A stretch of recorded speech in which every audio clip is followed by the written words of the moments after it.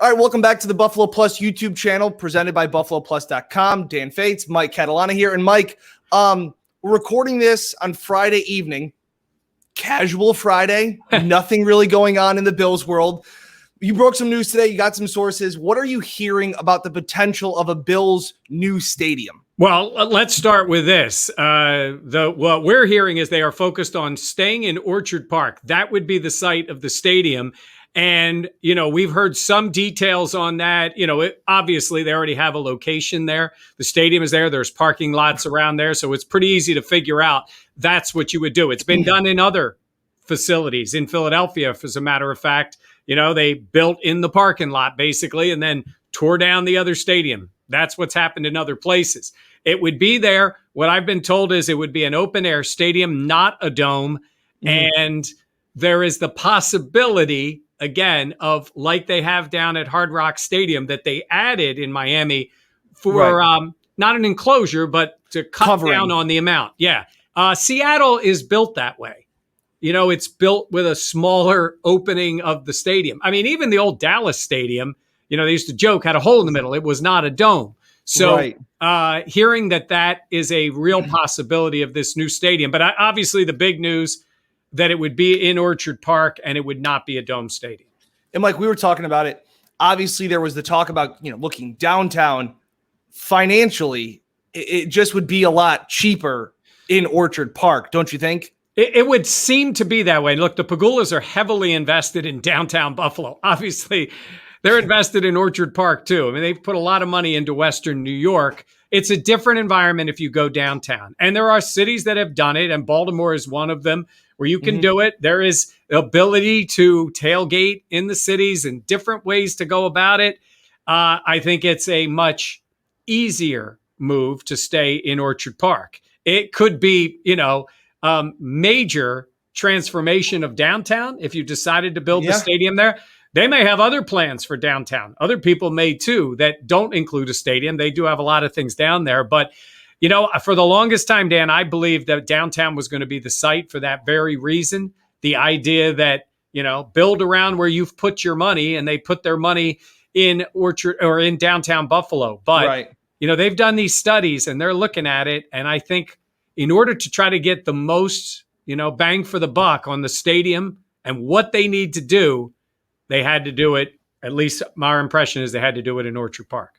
And they've reached out and hired the firm of Jerry Jones. And when you look at that and you look at what Jerry's World built, it's a massive stadium. Like you were there on Thanksgiving, but then it's just a massive parking lot around it. Correct? Yeah. I mean, it really is what's there. Now, very close to there is the new Texas Rangers Stadium. Oh, and an amusement park. I mean, Six Flags is right there. It's everything's big in Texas. What I was thinking more of, and I think I know where you're going there. If you go to Foxborough, and you've been to Foxborough, you got the stadium. Then there was the hotel, and Patriot Place with all the stores and the shopping. I know retail has changed a lot. Maybe it would be something different, but there's always those possibilities in Orchard Park too. Orchard Park is what they would call a bedroom community. It's for homes for the most part. So it's a little different than a lot of these other places, but people are used to going to Orchard Park, and it looks like they're going to stay being used to going to Orchard Park. And I'm torn. I wonder what your impression is on 50-50 about it still being an open air stadium. I feel like when you tweeted that, there were some people being like, that's so stupid. Like, we need a dome, like get a dome. And it's funny because my impression was when I went to Ford Field in Detroit for the preseason game back in 2019, it was beautiful. And that's an older stadium. Again, similar kind of climate to what I would imagine, Buffalo is. And they just did it so well. And it was such a cool feel.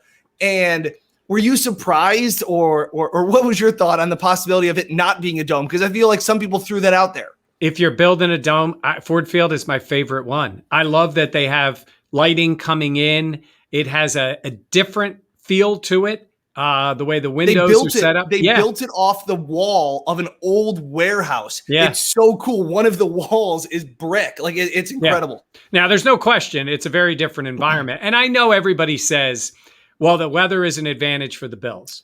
Okay. It was an advantage for the Bills in the 90s because they were great. It wasn't an advantage for 20 years when they were terrible. It's an advantage now because they're really, really good. So when you look at it that way, you say, I don't think the players think it's a big advantage. I think if it's your home, you learn to make it that. If you play in a dome, you learn to make that your advantage. If you play in Miami, you learn to make that your advantage, or you try to. So it would be very different. Look, not only as I get older, but even when I see your generation, I think to myself, man, do you want to spend all night the night before planning on what you got to wear to stay warm to go watch a game? Or do you want to just walk in? I always joke, as bad as the Sabres are, you go to a Sabres game, even in the middle of the winter. If you park in a garage, your only question is, do I bring my coat with me when I go in? When you go to a Bills game, if you're outside, like you are packing everything possible to stay warm. And I wonder, are people going to continue to navigate those circumstances and try to stay warm? Now, again, you can build it. There are things you can do. Yeah. Protect from the weather a little bit. Maybe you add some heated sections and whatever it is. But I was a little surprised because I'm with you. Ford Field is one of my favorites. And the other thing that goes with it is you build a new stadium, you get a Super Bowl. That's just kind of how it's worked recently. And you're Buffalo in February and an outdoor stadium, Mike, you're probably not getting a Super Bowl. It's just not going to happen. No. Now, like I said, take the hotel capacity, take all the other stuff out of it. Normally, when the new stadiums have been built in LA, in Dallas, in those kind of places, you get a Super Bowl. Minnesota, another example.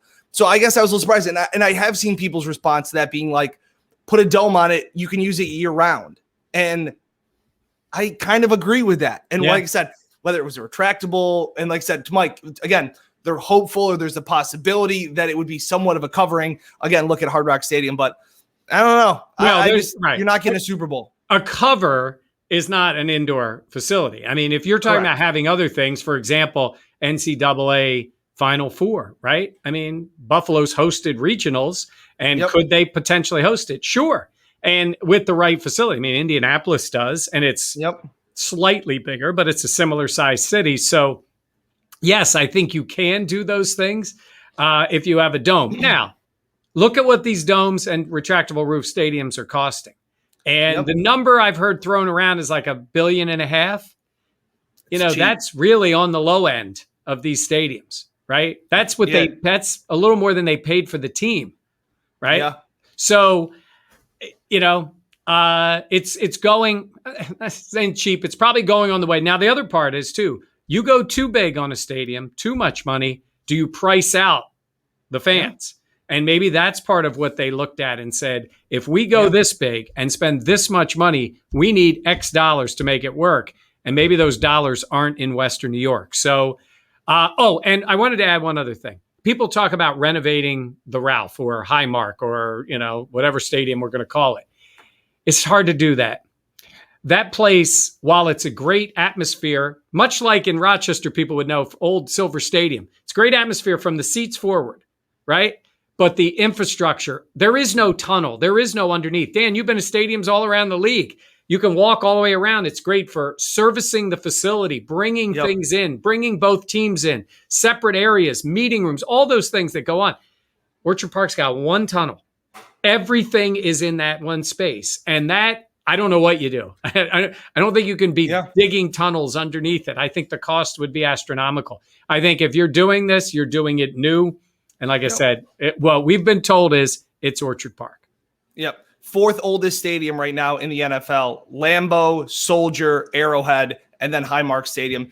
Yeah. I feel like the can has been kicked down the road long enough. They've been running surveys and studies and all of this thing. Seems like they're coming to a head. The lease is up at Highmark Stadium at the end of 2022, Mike. Is that correct? I think it's 23. They've got 2 more seasons. Okay. And then, well, be in 23, but I think it's the 2 more seasons. And look, Erie County, you know, it puts both sides a bit under the gun there a little bit to try to get things figured out because it takes a while to build a stadium. But in that case, they've got work to do with Erie County no matter what. And then going forward, if it's, you know, it still would be a county owned area. That's what I would believe. So, I mean, I guess you could change it, but, you know, we didn't even mention the fact they've got the whole practice facility and everything there too. they could have kept that there and still built downtown. But Yeah. this is what they're deciding to do. So it will be exciting for Bills fans. It's just not going to be what some of them wanted. Yeah, plenty more coverage. We'll continue to follow this as more developments come out of this. Stay tuned right here on BuffaloPlus.com and the Buffalo Plus YouTube channel. We'll have it all covered for you. Make sure to click on it. We got more videos coming up from a busy day on Friday around Buffalo and covering the Bills. From Mike Catalana, I'm Dan Fates. Thanks for watching.